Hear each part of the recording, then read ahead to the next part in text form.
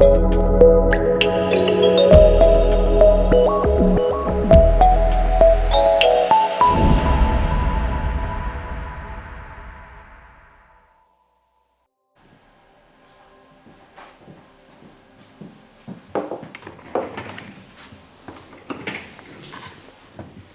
Diego, ¿qué tal? Bienvenido. Hola Aníbal.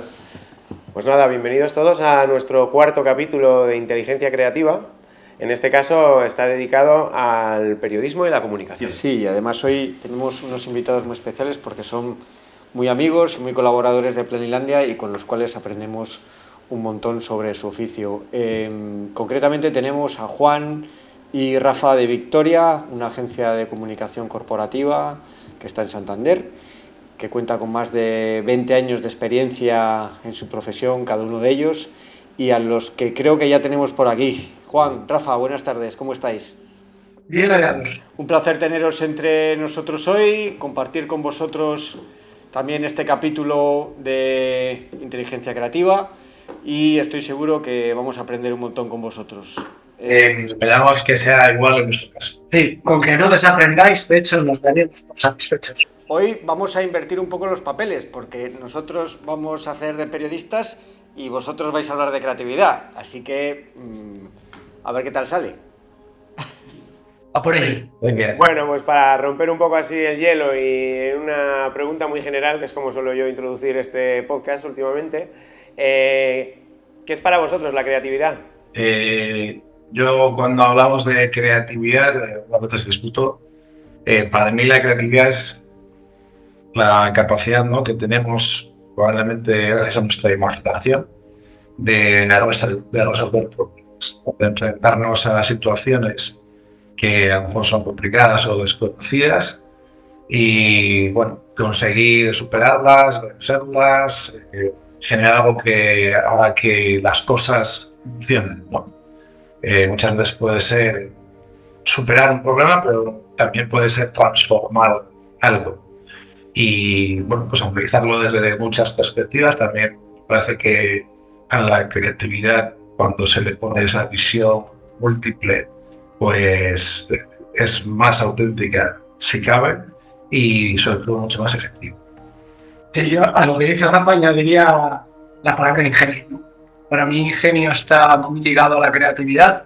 Ingenio no como al que se le ocurren cosas brillantes continuamente, sino más bien como al que tiene esa capacidad para resolver los retos a los que se enfrenta de una manera innovadora, de una manera ágil y de una manera efectiva.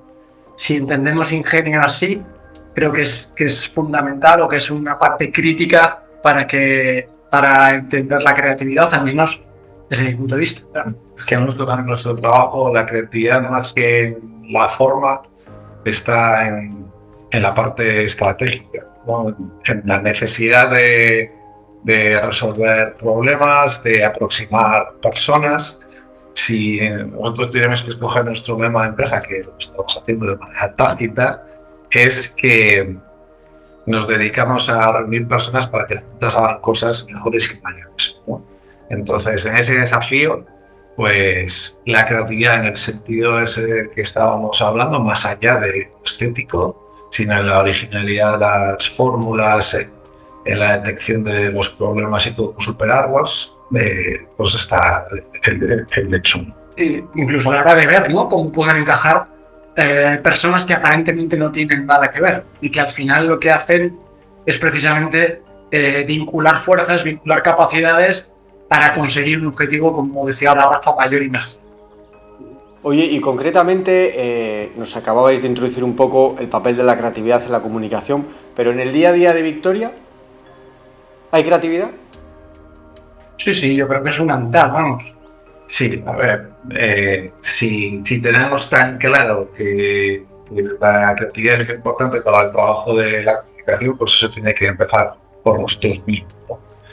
Insisto mucho en que a veces la creatividad para la generalidad de las personas se los entiende desde el punto de vista estético. Depende mucho del tipo de cliente con el que estés y del tono que lleve, en su caso, que la creatividad esté más manifestada en la parte visual o de lo que se percibe, a que esté en la parte de estrategia o de fondo, ¿no? Nosotros trabajamos en los dos planos. Nuestra especialidad es trabajar en el plano subterráneo, que es donde está el mensaje, el contenido, la relación, el magma, si quieres llamarlo así. Mira qué creativo con las palabras. Pero también tenemos que saber manejarnos en la parte visual, en la parte de lo que se percibe, de lo que se ve, de lo que impresiona, de lo que impacta. Sí que es cierto que esa ya no es nuestra especialidad, porque requiere muchas más competencias y habilidades de las que tenemos los especialistas puros y duros en comunicación, pero para eso pues colaboramos con otros profesionales, de ahí lo que hablaba antes de la visión disciplinar, y con vosotros ustedes mismos, ¿no? Entonces, de ahí salen los buenos combos creativos, ¿no? Que son compactos porque llevan ese fondo, llevan ese impacto y en definitiva todo es creatividad. Porque si la subcapa y la supracapa no empastan, no hay producto, no hay eficiencia, eficacia. Para mí es claro que lo que decía Rafa al principio, sí, si ningún cliente de los que decide confiar en nosotros tiene el mismo contexto, la misma situación, las mismas necesidades, los mismos retos, las soluciones que nosotros proponemos no deben ser nunca las mismas. Es decir, esto ya per se lo que genera es la necesidad de ir metiendo y sacando piezas de una ecuación para ver cuál es el formato que mejor se adapta a lo que necesita cada cliente, ¿no? Es decir, esto es un poco lo que ha dicho Rafa, pero de una forma más superficial, ¿no? Él profundiza un poco más, me estoy quedando un poco más en la superficie, pero al fin y al cabo es eso, ¿no? Es con todas las piezas que tenemos en este puzzle, ver cuáles son las que encajan para que salga la figura que tú quieres ver. Y también, si lo tuviéramos explicar así sencillamente, Más la creo que yo. Y de modo. O sea, para nosotros a lo mejor, para que se entienda bien, sería nuestra creatividad está en el cuando te sientas con el cliente y dices, ¿y si haces no sé qué? Y no te has parado a pensar, ¿y qué te parece si hacemos? ¿Y por qué no conectas con este? ¿O por qué no llamas a este? ¿O por qué no utilizas este otro color? Ese tipo de cosas. Ahí somos creativos. O tener nada. Y en esta actualidad que estamos, y también subyace bastante en nuestro podcast el tema de la inteligencia artificial, ¿creéis que podrá sustituir al ser humano en esa parte de estrategia y comunicación? Bueno, siempre digo que en este punto aquí el especialista es Messier. Sí, suficiente. Entonces, a ver, mi idea es que la inteligencia artificial a día de hoy es una herramienta, nosotros la utilizamos como herramienta porque nos ahorra mucho tiempo. Considero que el valor que aportamos nosotros no es el mero valor de saber escribir con propiedad, con precisión, con rapidez, que eso nos va a ganar la maldita IA, pero sí somos los que saben preguntarle, los que saben meterle la información para que haga sus modelos, y eso tiene valor. Luego, aparte, está toda el trabajo que realizamos de relaciones públicas, o relaciones sociales, que ahí entra mucho más en consideración el factor. A las personas, aunque tengan muchas más herramientas de comunicación instantánea, de cuasi comunicación real personal, pues nosotros ahora entrevistándonos, siguen apostando por la presencialidad, por el contacto físico, por mirarse a los ojos, y eso, de momento, y yo creo que hasta que me jubile, va a tener un valor, independencia de que no tardará en llegar el avatar perfecto, que podamos mantener, como decía el otro día un ponente con la sesión que estuvimos, 100 reuniones a la vez gracias a nuestro avatar, porque va a saber lo que tiene que decir, lo que tiene que preguntar, lo que tiene que responder, pero va a ser todo en la parte, creo, más mecánica, más operativa. Al final, muchas decisiones, sobre todo de compra y de alianza, van por feeling, y ese feeling, de momento, De momento creo que la IA no lo ha tocado y todavía le queda poco para eso. Bueno, yo creo que sí lo está tocando. Lo que pasa es que cuesta. Enterado. No, pero cuesta verlo, es verdad. Es decir, ahora ya hay IAs que responden en función de determinadas emociones, ¿no? Lo que yo sí que creo que es un valor diferencial es esa capacidad de relación que decía Rafa. Al final, para que una IA llegue a esa capacidad de relación, lo que tiene que estar es muy entrenada y tener muchos datos. Y para estar muy entrenado y tener muchos datos de un contexto de acción relativamente reducido, como es en el que trabaja Victoria, en el que trabajamos nosotros, pues tiene que haber alguien, o bien que utilice muchas veces esa IA y le meta muchos datos para que la IA aprenda, o si no, lo que te va a devolver la IA casi nunca es preciso del todo, ¿no? ¿Es bueno? Sí. ¿Es preciso por sí solo? Seguramente no. Entonces, en ese sentido, yo sí que comparto con Rafa el hecho de que todavía nos queda un poco de margen de actuación, al menos hasta que los sistemas de IA lleguen a perfeccionar eso para entornos pequeños, ¿eh? Para grandes entornos, creo que la situación va mucho más rápida, creo que cada vez se conocen más cosas y creo que los que estén replanteándose o reflexionando sobre esto en un entorno más global, pues estarán un poco más asustados que nosotros, seguramente. A mí me parece que te da la mesa. O sea, sí, claro. Oye, y en esa comunicación que comentáis, ¿no creéis que se puede dar un dato muy curioso en comunicación? Y es que una IA le hable a otra IA y la conversación se quede entre ellos, ¿no? Es decir, que casi se establezca una nueva tipología, no sé si creativa, pero sí una nueva tipología de comunicación entre máquinas. Hombre, no podemos olvidar que ya hay medios de comunicación que tienen secciones enteras escritas por inteligencia artificial y son grandes cabeceras, ¿eh? No estamos hablando de un medio pequeñito que tenga pocos recursos y que lo utilice como una herramienta para generar contenido porque no llega. No. Estamos hablando de grandes medios internacionales que te avisan de que esa sección es íntegramente redactada por una inteligencia artificial. Es decir, esa situación que tú planteas de que haya una máquina escribiendo y otra máquina interpretando, yo creo que no va a tardar mucho en llegar. Ahora bien, el que salga de ahí... Además, el valor que tiene o cómo se usa eso. Claro. ¿A quién le interesa? Yo creo que de momento hay más miedo al gazapo, si entiendes la comunicación como decía Sócrates, de manera estratégica, ¿no? O de manera íntimamente relacional. Hay más miedo al gazapo en estas situaciones que a ir en un coche de estos sin tripulante. Le vamos a quitar antes el miedo al coche que a dejar en manos de una IA nuestra relación con terceros estratégicos importantes. Y que en realidad, a la hora de definir la estrategia de comunicación, a mí la expresión de que hacemos trajes a medida me parece que está muy manida, pero es que es verdad. Es decir, con cada organización con la que trabajamos, lo que hacemos es un traje a medida, pero una tela específica, con unas medidas específicas y con un corte específico. ¿Eso la IA te lo puede dar?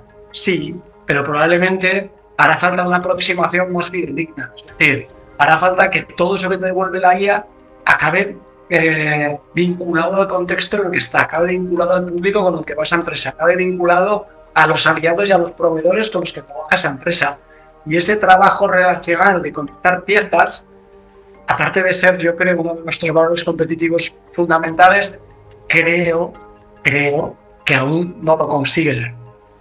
¿Y la IA se puede alimentar de esos datos con otra IA que se los cuenta? Puede ser, pero esto es al final una cuestión, como decía el famoso, de criterio también, ¿no? De dónde definir el filtro, de saber lo que se le pregunta y todas esas cuestiones. Y eso es tela marinera.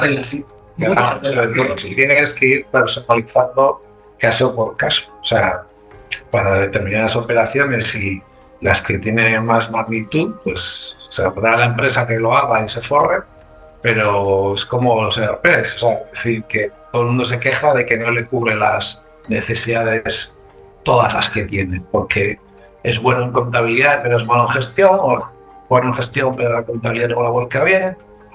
Pues un poco de eso es lo que nos queda por ver, yo creo, en los próximos años hasta que nos saquen del mercado. Pero veremos, ¿sí? Yo estoy convencido de que vaya. Oye, volviendo un poco a el ahora y a la creatividad, ¿nos podríais contar alguna anécdota en la que en vuestro día a día la creatividad haya sido vital para salir del apuro, entre comillas? Sí, yo tengo una, pero que es muy... Es decir, esto es muy peregrino, ¿no? Esto, sí, porque al final... Ya, claro, sí, gente sencilla. Que en realidad recuerdo una situación en la que estábamos haciendo un audiovisual con nuestra empresa hermana, con Trevor, sobre cómo funcionaba un robot de dispensador, un robot dispensador de medicamentos, ¿no? Entonces, que lo he dicho bien, dispensador. Entonces, para ver cómo funcionaba por dentro, no era posible tener esa sensación, esa imagen desde fuera. Es un robot cerrado y había un brazo que se movía y demás, pero desde fuera no se podía grabar. Entonces ahí, pues yo digo que es muy peregrino, abrimos una caja de medicamento e instalamos ahí una cámara angular pequeñita, ¿no? Una pequeña GoPro que veías el brazo por dentro, cómo lo sacaba, cómo lo metía y no rompimos nada y el robot sigue funcionando y quedó todo bastante bien en el audiovisual final.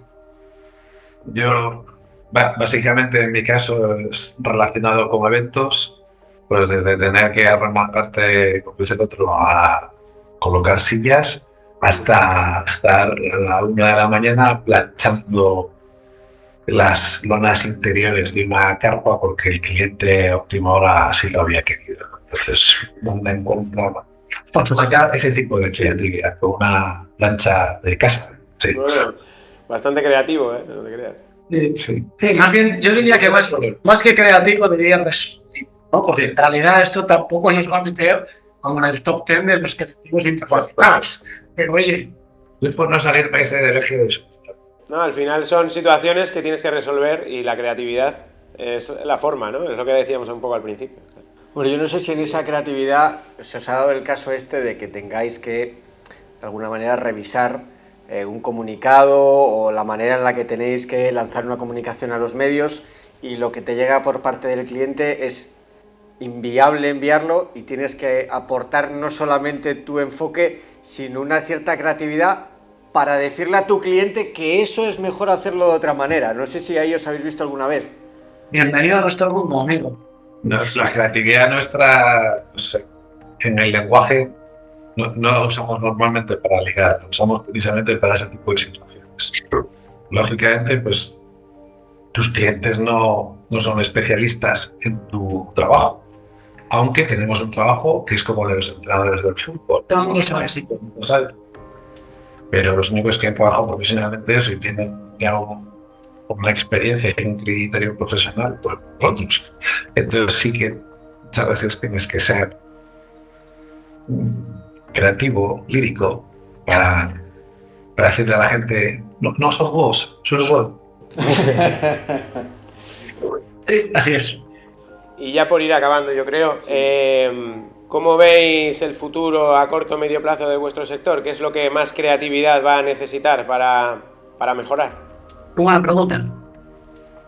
Depende de tu yo pienso un poco. Sí, bueno, a ver, yo en el futuro, creatividad de las empresas periodísticas sobre todo, porque las empresas de comunicación lo son continuamente y son las que mejor se adaptan a las circunstancias, porque viven muy pegadas a sus clientes, al sector empresarial, al sector institucional y evolucionan con ellos. Son grandes captadores de tendencias, anticipan mucho a los cambios y en ese sentido yo creo que son las que están haciendo bien los deberes. Nosotros como agencia pequeña intentamos seguir ese ritmo con nuestros recursos. Pero el problema lo veo más en las empresas periodísticas que están en crisis hace mucho tiempo, que esa crisis es como una pesquería que se muerde la cola y no dan con la tecla para salir. Tienen grandes problemas para ser atractivos, intentan a veces soluciones pretendidamente creativas, no saben qué hacer con el modelo digital, no saben cuál implantar, no han sido capaces de hacer la transición, se miran unas a las otras, sus políticas accionales son reducción de costes o concentración y pues al final lo que hay es unas empresas periodísticas con mucha precarización, con ofertas que no cumplen el fin social del periodismo y meros productos que yo creo que no están aportando gran valor más allá del entretenimiento, que es una necesidad y es explícita. En cuanto a los desafíos nuestros, a mí me parece que es crítico que seamos capaces de, dentro de este contexto que venimos hablando de conectar gente, de plantear nuevas realidades, ser capaces precisamente de esto, ¿no? De ser capaces de elevar esa comunicación corporativa o esa reputación corporativa, que es para la que trabajamos nosotros aquí en Victoria, a un escalón adicional, ¿no? Y esto es ampliando el círculo de conexión, esto es encontrando nuevos objetivos con los públicos de interés de nuestros clientes, esto es adaptando el tono de comunicación a las situaciones con las que nos encontremos de una forma más constante. No quiero decir con esto que ahora no lo estemos haciendo. Lo que quiero decir es que en un futuro todos esos factores van a ser críticos para que nuestro trabajo siga siendo eficiente. Sobre todo, desde mi punto de vista, es el ser capaces de adaptarte a un contexto que cambia tan rápido. Que esto valdría para cualquier sector, pero es que el nuestro es algo absolutamente crítico. Si no estás al día, si no eres capaz de dar con el tono que te pide alguien, de montar un evento moderno, atractivo, de que sus comunicaciones en redes sociales sean atractivas, de que sus comunicados salgan en medios sociales, en medios de comunicación, realmente nuestro trabajo va a tener poco sentido. Y es un desafío, porque las empresas cambian, las necesidades cambian y el contexto comunicativo no os voy a decir que cambie, es que vuela. Yo añadiría para cosas. En el mercado en el que nosotros nos movemos, yo creo que para nosotros es súper importante y muy ligado con lo que decía él antes, que tengamos una capacidad de trabajar de manera internacional, no porque nuestros clientes lo sean, sino porque sus clientes, sus matrices, sus grupos de interés en muchos casos lo son. Nosotros ya nos toca trabajar en inglés, no escribir nativamente en inglés para publicar, sino relacionarnos con alemanes, con chinos, con británicos, con italianos. Eso está sucediendo ya y eso va a ir a más indudablemente porque es el mundo que nos ha tocado vivir y nuestras empresas están en el mundo, ¿no? Entonces, la incorporación de idiomas a nuestras competencias, aunque haya buenas herramientas de inteligencia artificial para eso, a mí es una cuestión que me parece importante. Hoy, de hecho, se lo recomiendo mucho a la gente que viene por aquí a hacer sus periodos de prácticas o jóvenes periodistas o comunicadores que conozco. Y la otra parte, pues, es que el mercado en el que nosotros nos movemos, que no deja de ser muy mayoritariamente local, vaya integrando la importancia que tiene la comunicación, su estrategia de empresa cada vez más, que es lo que vamos notando. O sea, la tendencia va siendo esa, pero hay que llegar todavía más allá si quieren sacarnos todo el jugo profesional que podemos dar los de este lado, ¿no? Es decir, comunicación es algo básico que haces aunque no quieras. Entonces, como esa es la realidad, pues hazlo ya bien y tendrás rédito. Difícil de medir porque estamos hablando de la reputación, pero lo vas a tener fijo. El que lo prueba no se lo quita. Totalmente de acuerdo. Oye, pues un placer haber podido estar este ratito con vosotros charlando. Podríamos estar horas, ya lo sabéis, pero tampoco queremos aburrir a nuestra audiencia, por muy pequeña que sea. Y en cualquier caso, si alguien quiere comentar algo, por favor, que lo deje en los comentarios de este vídeo. Incluso si quieren que volvamos, que lo digan también. Que lo digan también y nosotros os volvemos a traer, ningún problema, ¿eh? Que él no es más alto, es porque no estoy sentado más. Lo que sí soy es más bueno, pero lo demás no. Juan, Rafa, mil gracias por estar aquí y nada, hasta siempre, ¿vale? Muchas gracias, amigos. Muy fuerte. Os queremos. Chao.